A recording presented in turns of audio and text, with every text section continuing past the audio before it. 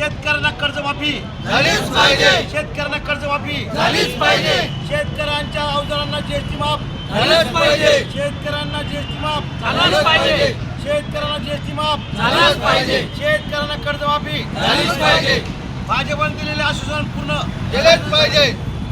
आणि असं कसं देत नाही, घेतल्याशिवाय राहत नाही. भारतीय राष्ट्रीय काँग्रेस पक्षाचा विजय असो, भारतीय राष्ट्रीय काँग्रेस पक्षाचा विजय असो.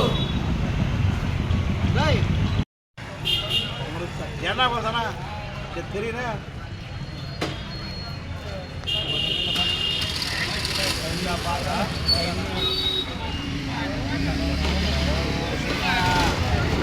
शेतकऱ्यांना कर्जमाफी झालीच पाहिजे.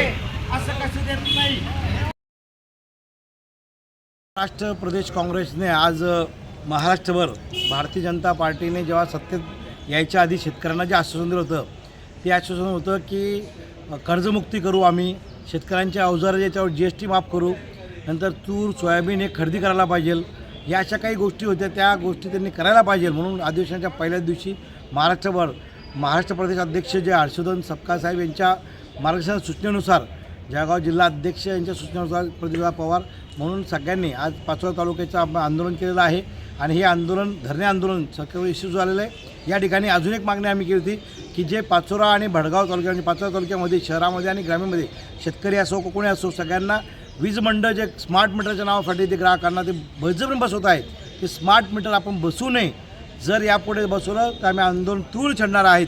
कारण की याच्यातून ग्राहकाची लूट होणार आहे. स्मार्ट मीटरमध्ये लोकांना आजही माहीत नाही की स्मार्ट मीटर म्हणजे लूट मीटर येते, स्मार्ट मीटर नाही आहे. म्हणून हे मीटर बसवू नये हा देखील आम्ही मागणी केली होती. आज दिवसभर आम्ही तहसीलदार जे होते त्यांना आम्ही निवेदन दिलेलं आहे.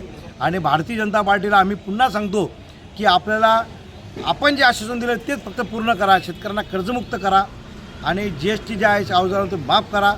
तूर सोयाबीन कापूस हे तुम्ही खरेदी चालू करा. ज्यांची बाजारात विकले गेले असेल त्यांना समांतर भावांतर आपण लागू करा. अशा ह्या आमच्या मागण्या होत्या आणि ह्या मागण्या सरकारने गांभीर्याने घ्यावं, अन्यथा या राज्यामध्ये पुन्हा आंदोलन तीव्रपणे उभं राहील काँग्रेसच्या माध्यमातून, एवढं आम्ही पात्र निश्चित सांगतो.